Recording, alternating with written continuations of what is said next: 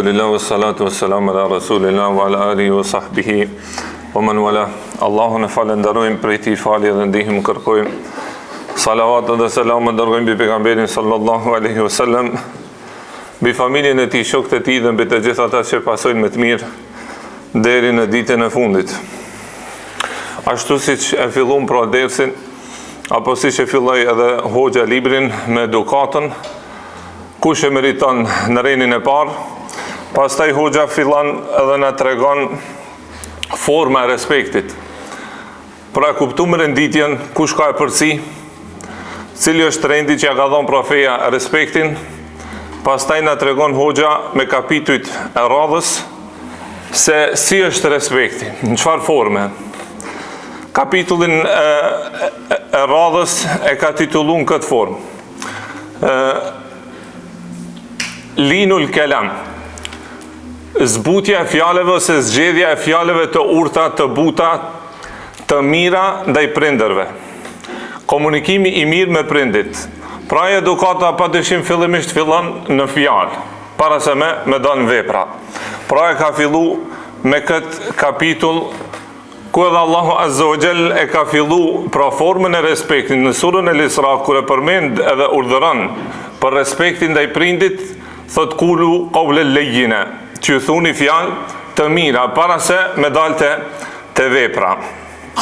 Transmetimin e parë që ka prunë në këtë kapitull është ai transmetimi me ngjarjen me Abdullah ibn Omerin, ku një person me emrin Ali bin Mejas, i cili ky kallzon për veten e tij, thot unë kam jetu thot me një vend Nejd, pra ka emrin një vend Nejd, thot me Nejdat, këta janë disa persona ose një grup në këtë vend që i kanë taku ati fraksionit të ekstremistave apo xhavarixhve, qysh njihet në fen tonë ose në historinë islame, për cilën na ka lajmëruar edhe vet pejgamberi sallallahu alaihi wasallam.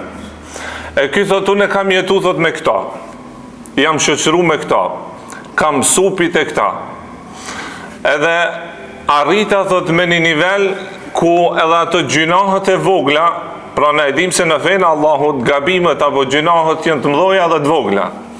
E thot unë arrita thot me një nivel deri sa disa gabime që janë të vogla, thot unë e formova bindjen se ato janë të mdoja. Ndërsa tek i grupi ekstremist, grupi devijum pa dyshim, edhe gjinohi i vogël nëse bohet në vazhdimsi të ata dhe më thonë të nxjerr prej feje, automatikisht.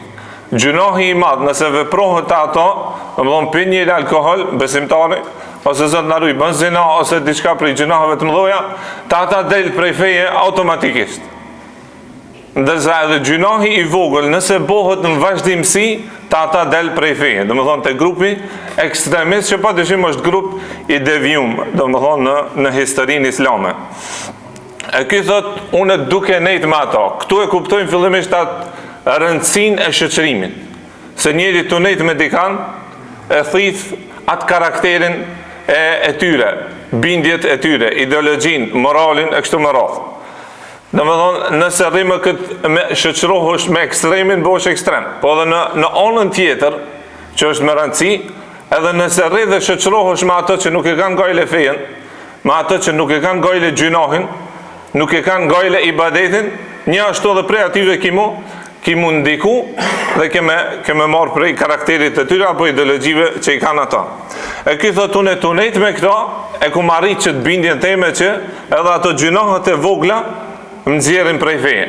Edhe vjen të Abdullah ibn Omeri, edhe e pyet Abdullah ibn Omerin për këtë gjinohe. Kjo është një dobi tjetër që na e tregon ky se është drejtu të njerëz të dijes. Të njerëz që kanë pas dije, kanë pas devotshmëri, kanë pas kuptim të fesë, që padyshim një prej tyre kon Abdullah ibn Omeri i dallum në mesin e sahabëve për dijen e tij dhe kuptimin e fesë, ndërsa të qaj grupi parë që e përmenëm, ai grupi ekstremist i devijum, ata prej parimeve kryesore e kanë me i sulmu ose me thirr kundër hoxhallarëve. Ata e kanë parim.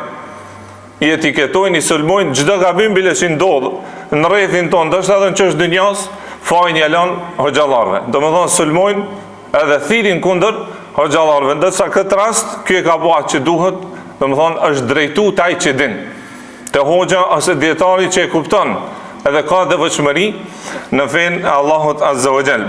Ky thot I thash Abdullah ibn Omerit se I kum bo disa gjunohe, e kum arrit thot që të bindje, thot këshiri thot ti, a janë të mdhoja, a janë të vogla. Abdullah ibn Omeri normal nuk I ka përmendur këto gabime. Edhe Abdullah ibn Omeri thot jo, thot, këto thot nuk janë të mdhoja. Po gjunohet të mdhoja thot janë si e para është shirki, pra me I bo Allahut Azza wa Jall ortak në besim ose ortak në adhurim. Kjo është gjunohi I parë edhe I madh. E dyta thot është vrasja pa hak, me vra pa drejt dika. Edhe kjo thot është gjunohi I madh. E treta thot është me ja kthy shpinën luftës, me tradhtu muslimonin, me tradhtu vendin, domethënë është gjunohi I madh. Tjetra thot është me akuzu ose me shpif për gratë besimtare të ndershme. Kjo thot është gjunohi I madh. Ushqimi thot prej kamatës. Edhe pse kjo ka përmend këtë rast ushqimi, po nuk është për qëllim vetëm me hangër për kamatës, po është për qëllim kush e jep kamatën, kush e merr kamatën, kush dëshmon për kamatën, krejt që ka përmend pejgamberi sallallahu alaihi wasallam në hadithe tjera. Edhe kjo thot është prej gjunohave të mëdha. Pastaj thot është me hangër mallin ose pasurinë e jetimit, me keqpërdor. Nëse të ka rënë dorë një pasuri, një mall I jetimit edhe ti e keqpërdor atë, kjo është prej mëkateve dhe gjunohe të mëdha. Pastaj e ka përmend ilhadun fil masjid. Ilhadun fil masjid është për qëllim gabimet që bëhen veçanti në hareme, në ato xhamitë e shenjta, pra në Kabe ose në Medinë. Edhe ai gabimi më I vogël që është jashtë haremit është prej gjunohave të mëdha nëse bëhet në harem, nëse bëhet në xhamitë e pejgamberit sallallahu alajhi wasallam ose në Kabe. Ndërsa që kjo shenjë të ri, padyshim në këtë rast I përfshin edhe ato xhami tjera. Pra çdo xhami e ka shenjë të rinë e vet, e ka madhrimin në fen e Allahut Azza wa Jall. Për atë pejgamberi sallallahu alajhi wasallam, pra për xhamit e thjeshta kështu tona jashtë haremit, e ka përmend edhe atë rastin ku thot nëse e shifni thot dikan se ban pazarllëk, pra mrena në xhami tregti, biznes, thot thuni Allah I kur mos dash bereqet. Me këtë lutje thot drejton atij. Pse xhamia nuk është për pazar, nuk është për punë të dunjos, është për ibadet. Ose rasti tjetër ku tha pejgamberi sallallahu alajhi wasallam, nëse e gjeni dikan, pra e ka gjetë diçka në xhami, edhe secili që ti kujtohet që gjen diçka, thot kush e ka hub, domethënë vërtet mesin e njerëzve, thot thunu inshallah kur nuk e gjen pronarin e asaj. Pse nuk është xhamia çysh dush ti, edhe çysh të kujtohet ty. Mirë, ka shenjë të ri, ka rregull, të cilët duhet me ju përmbajt na si besimtar. Pastaj gjunohun e radhës që e ka përmend prej të mëdhojave, pra Abdullah ibn Omeri në këtë rast, thot është hajgarja ose nënçmimi, ironizimi me njerëzit, bullizimi I njerëzve. Këtë edhe Allahu Azza wa Jall në Kur'an e përmend, neve si besimtar na drejtohet, thot o ju që keni besu, thot mos I nënçmoni, mos I nënvlerësoni, mos bëni hajgare me tjerë, se thot ka mundësi ato janë më të mirë se ju. Edhe gravi ju ka drejtu, thot as ju gratë mos mi nënçmu tjerat, pse ka mundësi thot ato janë më të mira se ju. Pra edhe kjo është prej gjunohave të mëdha. Ndërsa ajo që ja vlen mu potencun këtë rast se hajgarja më e rrezikshme është hajgarja me fen e Allahut Azza wa Jall.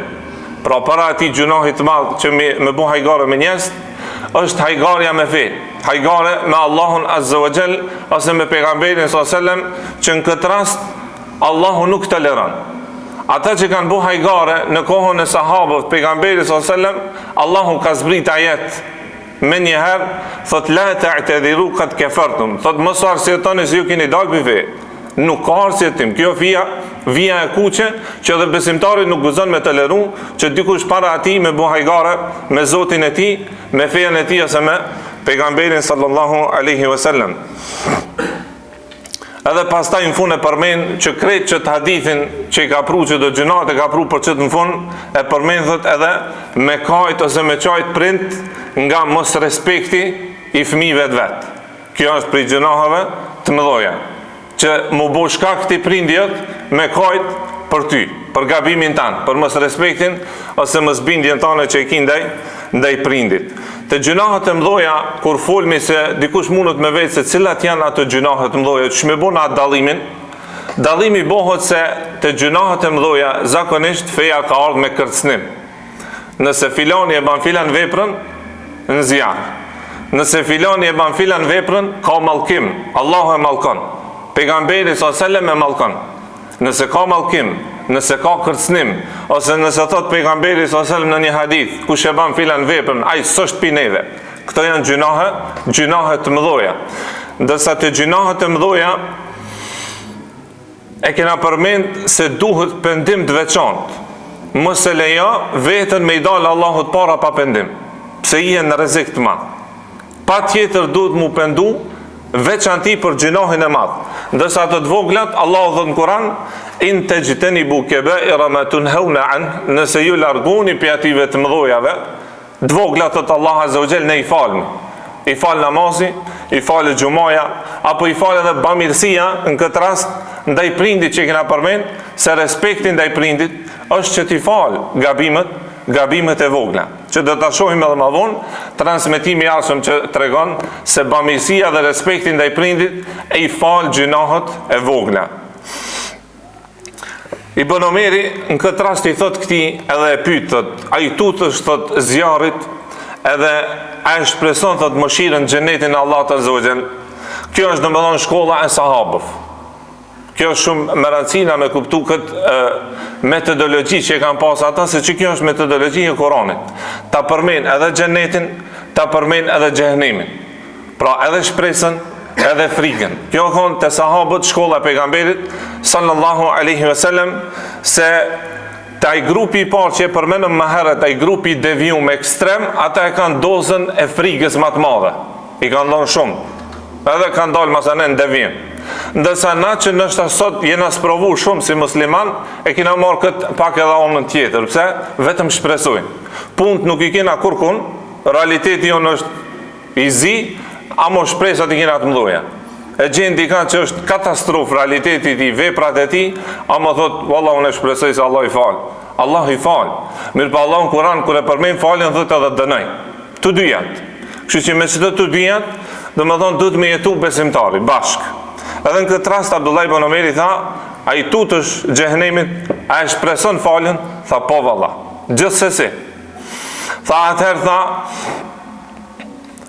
foli fjalë të mira prindit tanë, me prindin tanë, mu kanë me fjalë të buta dhe turta, edhe ushqeje kujdesu për me ushqy, të khulul gjenne, thot hinë gjennet, mësu mërzit.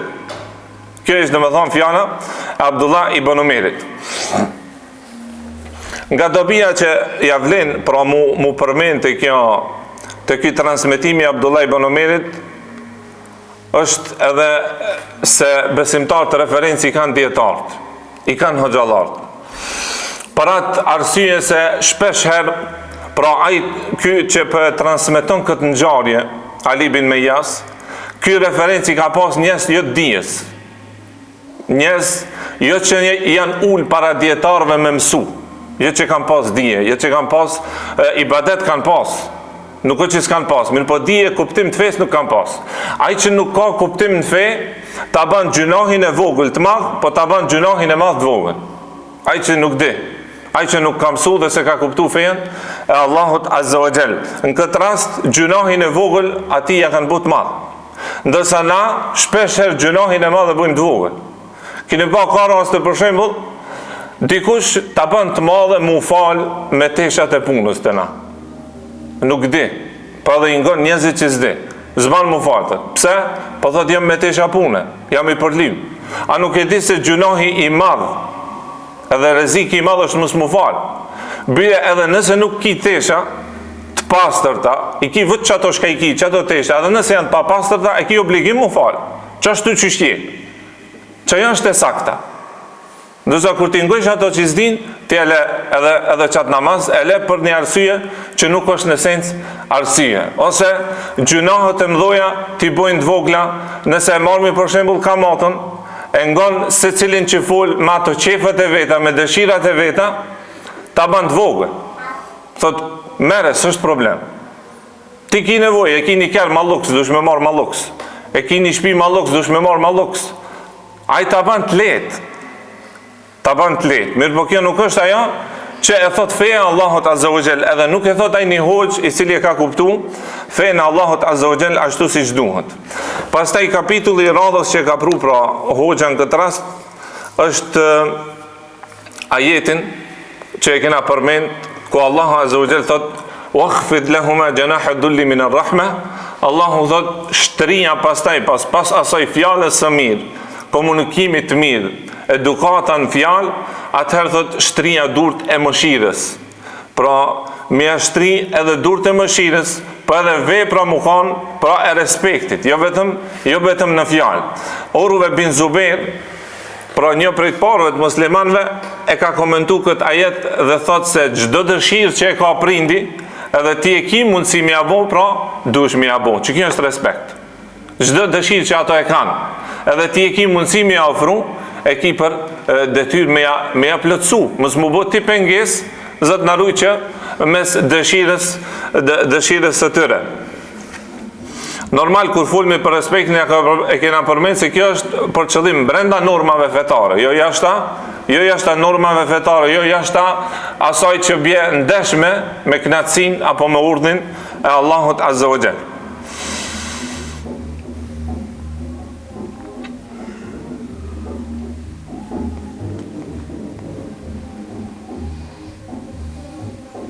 Pastaj kapitullin e radhës që ka pru është Jazaul Walidain, shpërblimi i prindërve.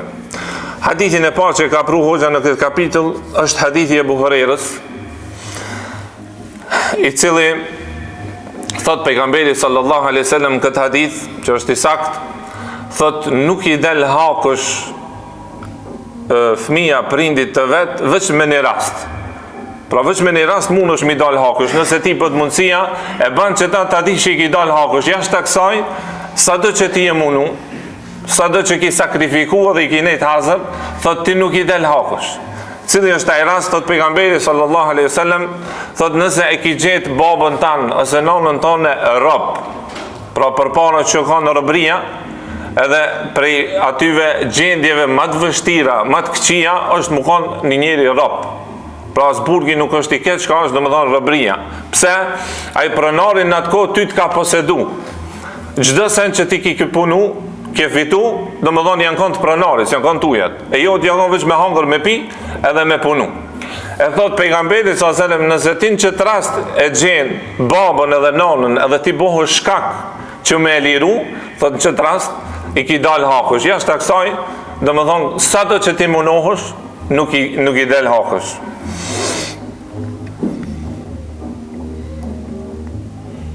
Aja që ja vlen mu përmend, që përmendin ulemat është se duhet me na shoqëru ajo se kur e ban një respekt ndaj prindit, i bindesh prindit tan, edhe kujdesesh për to, nuk është diçka për t'u lavdru, për mi thonë se këshiru në shka përbaj. Mu krenu ti matë para prindit tan. Pse? Se kjo para gjithash është një obligim, që ti ki paqare me kry. është obligim për krijuesit tan. Dashte s'dashte ki me kry. Të pëlqej s'pëlqej ki me çun ven. Për ndryshe vjen domethënë e çet veten rrezik për dënim te Allahu Azza wa Jall. Transmetimin tjetër që tregon tash domethënë hoxha na e tregon edhe gajlën që kanë pas sahabët. Pra ata kanë pas dert që hakët që i kanë pas obligim me i qu në vend, me i kry, me i dal hakush. Normal në këtë rast është prindi i pari, po kena na edhe obligime apo hake tjera. Ulemat kur i përmenin hakët që i kena ndaj tjerve, janë dy. E para është ndaj Allahut Azza wa Jall, ndaj krijuesit, dhe kjo është më e madhja. Kjo është më e rëndësishmja. Mirë, po ata që e përmenin ulemat është se haki i Allahut është i ndërtuar mbi rahmet, mbi mëshirë, mbi falje. Ndërsa hakët mes njerëzve janë ndërtuar mbi xhelozi.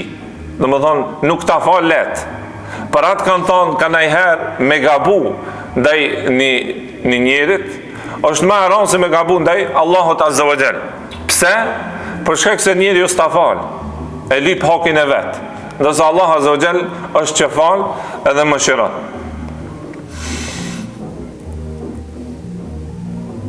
Thot në këtë rast, pra, transmetimi tjetër është një person që ka ardhur prej Jemenit edhe e ka taku Abdullah ibn Omerin, pra në Kabe, në tawaf. Pra tregojnë këta transmetues se ky jemenosi ka ardhur edhe tawafin e ka bëu pra në shpinë me nonën e vet. E ka bërë në shpinë. Edhe e kanë dëgjuar prej poezive që i ka kënduaj, të e pas nonën në shpinë, thot unë jam thot si ajo devja, pra në gjuhën arabe, për kthej direkt në shqip. Thot unë jam thot si ajo devja, thot që e bonat pronarin e vet. Thot edhe nëse devja thot kanë lëviz rebelohet, thot unë nuk rebelona. Po jam i dëgjueshëm jam ndaj nonës, domethënë. Këtë poezia ka kushtu nonës vet. Edhe këta kur e shohin, domethënë do e kubot këtë tawaf me nonën në shpinë, pasi që e kryin ky vend të Abdullah ibn Omeri. Edhe hoxha këtë e ka pru këtë transmetim, domethënë me qëllim. Se më herët të pranum se na së një del haku është i nonës edhe babës, apo? Përveç në atë rastin. E ky transmetim është se ky person që ka boqë, që ka bon shpinë, dhe me thonë nonën e vetë në këtë rast, ka mendu se i ka dal hakush. Edhe vend të Abdullah ibn Omeri thot, a e kun krytë qatë obligim edhe hak ndaj nonës teme, thot jo valla, thot. Asa ajo ofshamja, një ofshame që e ka bu nëna jote, nëse e menon logjikisht, pra gjatë lindjes që ka pas atë vujtjen, ose që i thujnë të na e ka pa vdekjen me sy, s'po vulmi për atë para lindjes e mas lindjes atë vujtjet, thot as njëherë sa ka ofshama ajo, ti nuk i ki dal hakush. Po thot, këto dhe më thonë ja tha Abdullah ibn Omeri. Pastaj shkoi Abdullah ibn Omeri te mekami Ibrahimit, pra i fali 2 rekate dhe i tha këtij që ti je menasit, tha fali 2 rekate edhe shpreso që Allah Azza wa Jall me t'i falë ato mangësitë dhe gabimet e veta. Pra ti je munu. Edhe inshallah për ata ti e gjesh përblimin. Mirë, po prap fali 2 rekate, për shkak se pejgamberi sallallahu alajhi wasallam ka thënë me një hadith, ai i cili e merr një abdes tamam si duhet, edhe i drejtohet Allahut Azza wa Jall me 2 rekate, mirë po duke mos u angazhuar me ato punë të dynjas, me zemër të pastër, thot pejgamberi Allahut i falën gjunohet, e më hershëm edhe këtë këshilloi tha fali 2 rekate prap, që ndoshta nej mangësi, nej gabim që i ki pas më herët, edhe ajo pra me t'u fal me këto 2 rekatet.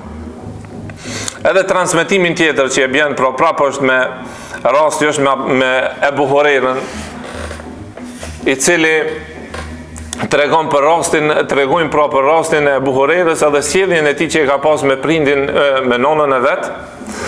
Ndërsa ajo që ja vlen mu përmendë se që ky Ebu Hurajra në kohën e një khalifës Marwan bin Hakam, që o konë khalifë kryetari muslimanve, në kohën e vet Ebu Hurajrën e ka bo emir në pushtet pozit të Medinës, udhëhec i Medinës. Ndërsa që ky Ebu Hurajra në kohën kur ky ka mësu, e ka mbledhat hadithin e pejgamberit sallallahu alajhi wasallam, ja vlen mu përmendë se në atë kohë ky ka jetu pi sadakas.